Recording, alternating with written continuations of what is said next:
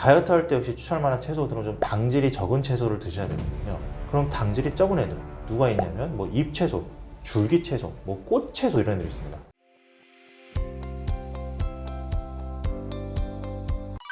다이어트에 좋은 채소, 어떤 것이 있을까요? 다이어트 할 때 역시 추천할 만한 채소들은 좀 당질이 적은 채소를 드셔야 되거든요. 당질이 뭐냐면 설탕이니까 설탕 많아지면 혈당 많이 올라서 인슐린이 많이 분비돼서 지방합성이 활성화되니까 드시면 불리하겠죠? 그럼 당질이 적은 애들 누가 있냐면 뭐 잎채소, 줄기채소, 뭐 꽃채소 이런 애들이 있습니다. 꽃채소는 이제 저의 마스코트라고도 할 수 있는 뭐 브로콜리 같은 애들이 있고요. 그리고 줄기채소는 뭐 아스파라거스도 있겠고, 그리고 뭐 잎채소, 뭐 상추 같은 거 있죠. 이파리, 이런 애들 그냥 생긴 거 보시면 아실 거예요. 이파리, 줄기, 꽃, 굳이 채소는 아니지만 비슷한 거로 생각을 해보자면 채소는 아니지만 버섯도 있을 거고, 뭐 해조류, 바다의 채소죠. 해조류도 있고, 요런 애들 드시기를 좀 추천드립니다. 그리고 얘네 말고 이제 생각해보시면 얘네는 다 땅 위에 있죠. 땅 위에 있는 애들 위주로 좀 드시는데 땅 밑에 있는 애들이 좀 있어요. 땅 밑에 있는 애들, 뿌리, 구근 이런 애들, 걔네들이 보통 감자, 고구마 이런 애들, 그런 애들은 좀 살이 많이 찌는 경우가 많아요. 당질이 많아서. 그래서 걔네들은 밥 대신 드시고 적당히만 드시길 권유드립니다. 그리고 이제 중간쯤에 위치하는 게 열매류가 있어요. 열매류. 열매류도 적당히만 드셔야 되고, 얘는 이제 중간쯤인데 얘는 너무 많이 먹으면 살찌니까 적당히만 드시고, 가장 좋은 건 역시 아까 말씀드린 줄기, 잎, 꽃채소, 버섯, 해조류 이런 애들이다 라고 말씀드릴게요. 살을 빼고 싶다면 과일을 어떻게 먹어야 할까요? 그 과일을 많이 드시라고 하는 학파라고 할까요? 이제 어디 쪽인지는 알고는 있어요. 그래서 뭐 프루테리언도 있고 이제 많이 있고, 저도 뭐 과일의 효용에 대해서는 당연히 동의를 합니다. 제가 말한 식단에서도 과일을 드시라고 말씀드리고요. 굉장히 좋은데, 과일도 저는 밥 대신 먹는 건 사실 권유드리진 않아요. 밥 대신 먹는 거는 밥 대신 먹지 마시고, 아까 말씀드린 대로 식단에서 한 9분의 1 정도 그냥 그 정도 넣어 주셔라 라고 말씀을 드리고, 왜 그러냐, 과일도 정말 많이 먹으면 살이 찔 수가 있어요. 왜냐면 과일 안에 있는 과당이요, 우리가 보통 생각하는 뭐 이렇게 콜라라든지 이런 들어있는 과당이랑 이게 뭐 구조가 딱히 다르냐? 별로 다르지 않습니다. 이거 똑같다고 보시면 돼요.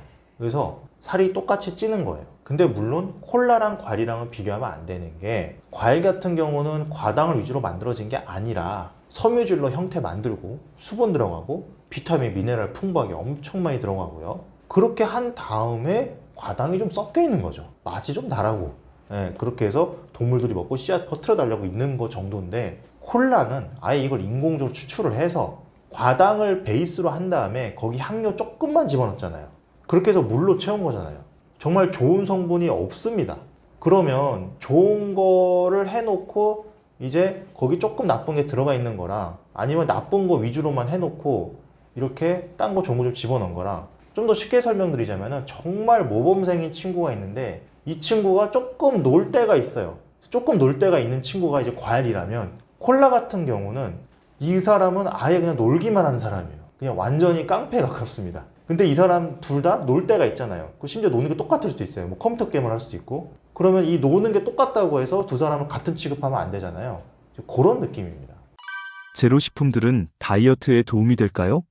제로 제품들이 단기적으로 먹었을 때는 괜찮습니다. 왜냐면은 대체 감미료, 그러니까 설탕 말고 대체해서 맛을 내는 녀석들로 이제 단맛을 낸 건데, 이 대체 감미료 대부분이 칼로리가 거의 0에 가깝고 혈당을 올리는 것도 거의 없어요. 그래서 단기적으로 먹었을 때 살이 빠지는 건 분명히 맞아요. 그래서 뭐 이왕 콜라 먹을 거 그냥 일반 콜라 말고 제로 콜라 드시는 게 더 나은 건 분명히 맞습니다.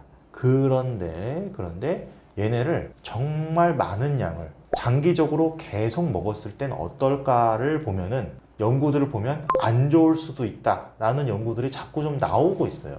예를 들어서 장내 세균총이 변화가 돼서 날씬균은 줄어들고 뚱보균이 많아져서 살이 찔 수 있다더라 라는 연구들도 있고, 또 다른 어떤 연구는 제로를 먹으면 뇌에서는 이제 단맛이 느껴지는데 뭐야, 위장에 칼로리가 안 느껴지네? 뭐가 이상해, 뭔가 더 먹어야 돼 하면서 오히려 식욕을 좀 더 일으킬 수도 있다, 이런 연구를 좀 있어요. 그래서 얘네를 정말 많이 먹었을 때 좀 문제가 생길 수도 있다. 실제로 대한당뇨학회 같은 학회에서도 예전에는 제로 음료수 마음껏 먹어라 라고 권유를 드렸었는데, 현재 권고안을 보면 제로 제품도 조절해서 먹어라 라고 분명히 바뀌어 있습니다. 이게 바뀐 게 한 몇 년 됐어요.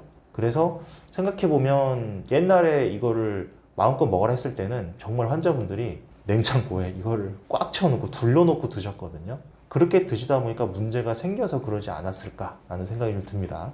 정선택을 해야 되면은 그래도 제로 음료를 드시는 게 낫긴 낫겠죠. 왜냐하면 제로 음료는 단기적으로 일단 손해가 당장은 없으니까. 근데 장기적으로 너무 오래 가면 안 좋다고 생각을 하기 때문에 저는 결국에 제로 음료도 좀 적당히 드셔라 라고 말씀드리고 싶고, 적당히 기준은 보통 예를 들어 355ml 뚱캔이면 한두 캔 내외. 그리고 이게 그런 연구들에서 나오는 실제로 살이 찌냐 안 찌냐 말고도요, 사실 정말 또 제가 말씀드리고 싶은 중요한 게 한 가지가 있는데, 결국 단 것에 대한 의존성을 못 줄여서 그렇거든요. 이게 단 거가 땡겨요. 특히 힘들 때나 일하고 와서 정말 힘들 때 시원하게 그냥 리프레시하게 정말 쫙 먹으면, 단 거 먹으면 쫙 몸이 막 충전되는 것 같고, 그것 때문에 드시는 건데 그거에 의존하고 있는 거죠. 제로를 제품을 먹고 있으면 아직 그 단맛에 의존을 하고 있는 거기 때문에 그 의존성을 좀 줄이는 게 중요해서 결국 제로도 조금 조절을 하면서 드시는 게 낫지 않나 라는 생각을 하고 있어요. 다이어트 할 때 소금을 끊지 말아야 하는 이유가 있나요? 일단 소금 섭취부터 물어보시면 저는 소금은 0칼로리라고 말씀드립니다. 소금은 0칼로리가 맞아요. 살이 안 찝니다. 근데 또 생각해보면 너무 많이 먹으면 안 좋은 건 맞아요. 하루 2000mg 보통 권장을 하는데 너무 많이 먹으면 건강에도 안 좋고, 그리고 또 가장 큰 문제, 소금이 무조건 많이 먹게 합니다. 이건 예외가 있을 수가 없어요. 생각해보시면 어떤 음식이든 소금 안 넣어서 한번 요리해 보셨나요? 뭐 당연히 아실 거예요. 지금 무슨 말인지. 맛이 없습니다. 못 먹습니다. 감자튀김 소금 다 빼보세요. 못 먹습니다. 그래서 소금이 있으면 더 많이 먹게 되는 문제가 있고, 그 요새는 또 연구들을 보면 소금 자체도 살찔 수 있게 하지 않을까? 라는 연구도 조금씩 나오고 있어요. 소금이 이제 그런 부분에서 문제가 될 수 있는데, 그렇다고 또 소금을 아예 안 먹는 무염, 저염 다이어트 하시는 분들도 있거든요.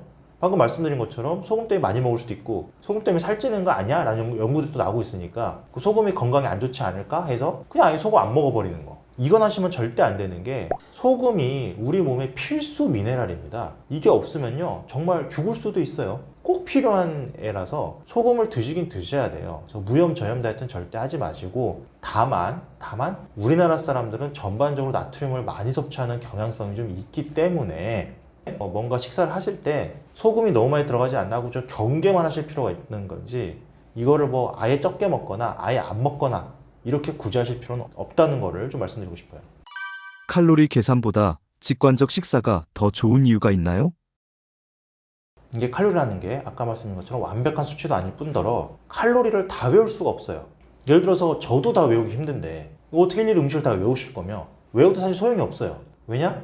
실제 나오는 음식이 그 양이 맞는지 알 수가 없으시잖아요. 밥 한 공기가 300칼로리가 돼 있는데 한 공기에 과연 어디가 기준인가요? 뭐 깎아야 되나요? 어느 밥 공기에 300칼로리죠? 이게 알 수가 없는 거예요. 그래서 굉장히 어렵고, 칼로리 계산하면 스트레스만 많이 받고, 차라리 그러기보다 내가 적당히 먹었을 때 배부른 걸 느낄 수 있고, 그리고 정말 배고플 때가 언제지 내가 깨달아서 적당히만 먹게 되고, 그러니까 진짜 배고픔과 진짜 배부름을 찾으면 내가 먹다가도 알아서 멈출 수가 있게 되거든요. 그래서 저는 직관적 식사를 권유드리고 있습니다.